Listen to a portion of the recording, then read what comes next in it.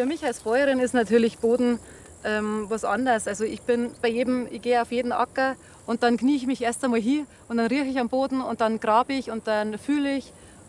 Und dann ist es eher intuitiv zu wissen, was zu tun ist. Für Landwirtin Bernadette Lex ist der Boden die Grundlage allen Lebens. Er muss gesund und fruchtbar bleiben.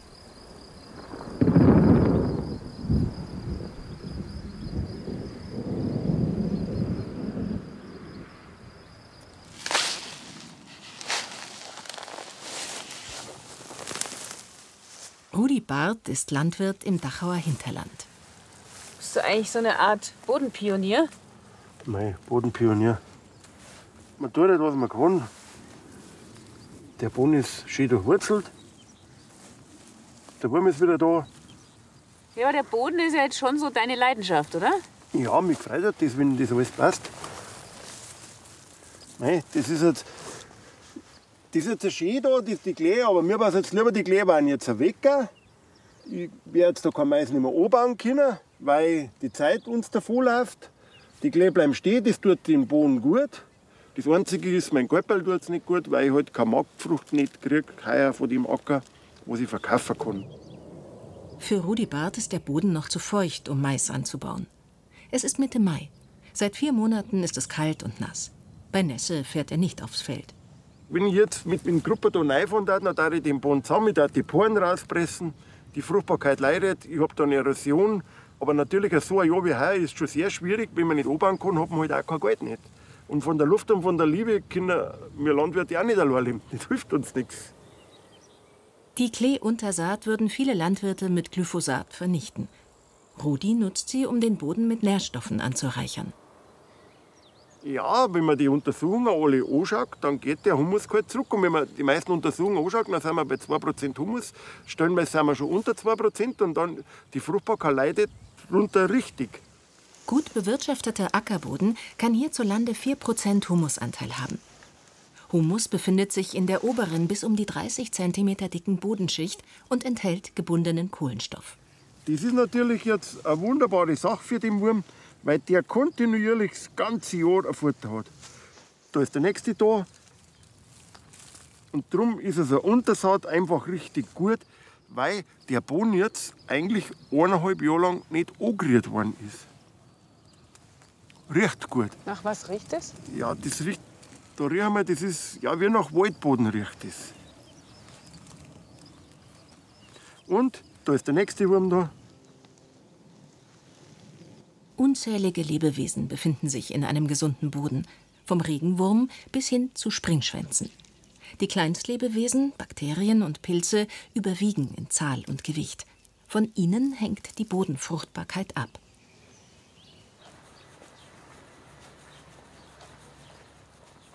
Hans Söhl hat in einem Gewerbegebiet im Landkreis Mühldorf einen Metallbaubetrieb. Nebenan liegt sein Selbstversorgergarten. Ich bin ein großer Fan von Masanobu Fukuoka, den japanischen Reisbauer, der ja 40 Jahre Landwirtschaft gemacht hat ohne Ackern. Und ich habe immer versucht, das System irgendwo im Garten zu adaptieren. Und dann hat sich halt so Schritt für Schritt ergeben. Ja, das ist so der Hintergrund, wie das Ganze entstanden ist.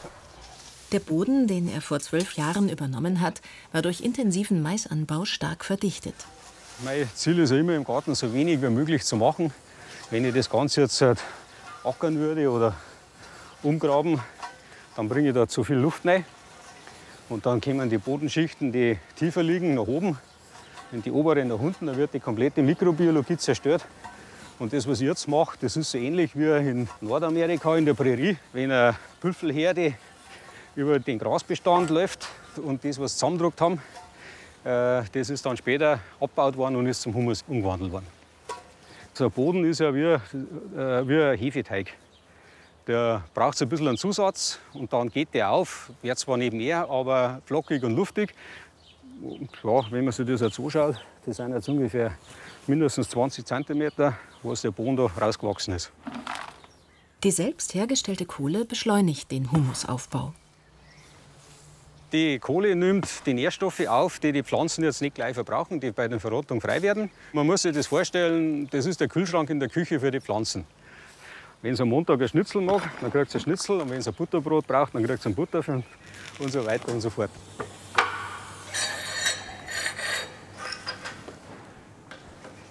Alle Gartengeräte, die Hans Söhl verwendet, sind aus der eigenen Werkstatt. Für sein spezielles Anbausystem gibt es keine handelsüblichen Gerätschaften, sagt er. Passt. Thomas ist der älteste seiner 3 Söhne. Auch er ist Metallbauer und vor kurzem im Betrieb des Vaters eingestiegen. Gut, merci.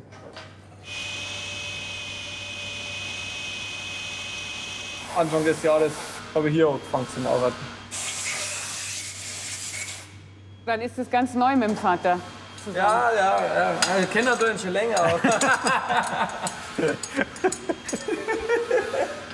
die Arbeit ist es, naja. Tomaten und Kohlpflanzen aus eigenem Saatgut sollen nun inmitten des niedergewalzten Grases wachsen. Es speichert Feuchtigkeit und schützt vor Sonne und Erosion. Die kriegen jetzt eine Unterfußdüngung, das ist ein Wurmkompost, der kommt unten rein. Und da kommt jetzt ein bisschen Erden mit drauf, damit wir da Trennschicht haben und die Pflanze wurzelt dann da rein und holt sich Nährstoffe und aktiviert Mikrobiologie.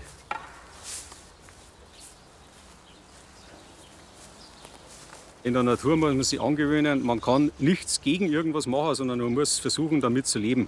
Und bei den Schnecken ist mir das jetzt mit den Kupferringen so weit gelungen, dass wir einigermaßen in Zufriedenheit miteinander leben können.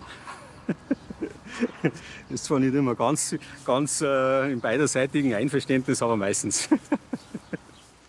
Die Pflanzen sind in dem Jahr durch die extrem kühle Witterung bei weitem nicht so gewachsen. Normalerweise müsste es ungefähr 50 cm hoch sein, aber durch die ständige Kälte haben wir es nicht geschafft, dass die entsprechende Größe kriegen. Mei, muss man schauen. Ernten werden wir trotzdem was, aber die Pflanzen müssen sich wieder aufholen.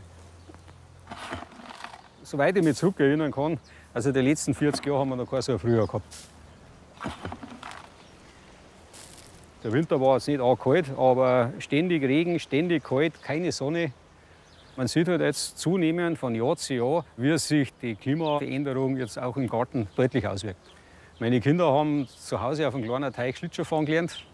Der ist seit 10 Jahren nicht mehr zugefroren. Also da sieht man wirklich jedes Jahr, wie sich das langsam verändert. Macht Ihnen das Sorge? Ich darf nicht drüber nachdenken oder nicht zu viel dran denken, weil sonst kann ich nicht mehr schlafen. Also mir persönlich, aber man hat ja Kinder, irgendwann einmal Enkelkinder. Da ist halt die Frage, was man mit seiner Lebensweise den Nachkommen hinterlässt. Das ist halt das, was am allerschwierigsten zu umsetzen ist. Wenn man in irgendeiner Art und Weise die eigene Bequemlichkeit und den eigenen Wohlstand ein bisschen einschränken muss. Und mit der Lebensweise, wie wir leben, werden wir nicht überleben. Rudi Barth bewirtschaftet rund um sein Dorf Aufhausen viele verschiedene Flurstücke. Seinen Beobachtungen zufolge gehen die Erträge um ihn herum zurück. Eine Ursache ist die unangepasste Bewirtschaftung der Böden, wie hier auf einem Nachbarfeld. Da ist gefahren worden, wenn man eigentlich nicht fährt, da ist Nass, man sieht das da, wie es da ausschaut. Heuer ist das natürlich ein Problem, da ist natürlich auch ein Problem vor, weil da der Wald ist, da ist es schlimmer, aber wenn man auch da runterschaut, der Boden ist alles zugeschlimmt. Da bringe ich einen Spaten schon gar nicht rein. Da ist keine einzige Poren mehr drin. Nur Kanten. Da ist ein Luftmangel drin, der stinkt nach Schwefel, ist schadverdichtet für viele Jahre. Kaputt gefahren. Ja, da, wenn jetzt natürlich ein Starkniederschlag kommt, das Wasser kann nicht mehr im Boden rein, kann überhaupt nicht mehr rein, läuft alles oberflächlich ab. Auf die Straße, in Grom, irgendwie runter bis ins Schwarze Meer. Und das ist ein typisches Beispiel, da wo halt das Wasser dann Humus mitnimmt und auch Nährstoffe mitnimmt. Die Fruchtbarkeit, das ist das große Problem. Schon ein Trauma, oder? Brutal. Aber das ist Land auf, Land ab heuer. Weil man kann nicht trocken fahren. Und das geht, so wie es ausschaut, den ganzen Mai heuer nicht mehr. Und dann wird es spät. Es ist Ende Juni. Nach dem nassen und kalten Frühjahr ist eine sehr trockene Periode angebrochen. Bei ausgetrockneten Böden ohne Bewuchs kommt es zu Erosion und Humus wird abgetragen. Gesunde Böden kann man nicht einfach so wieder aufbauen. Derzeit verlieren wir Boden viel schneller, als er regeneriert werden kann. Es geht jetzt vor allem darum, den Abbau des Humus zu bremsen. Auf ihrem Kartoffelacker bei Neuching im Südwesten von Erding bringen Lorenz Lex und seine beiden Töchter Bernadette und Raffaela eine Mulchschicht auf.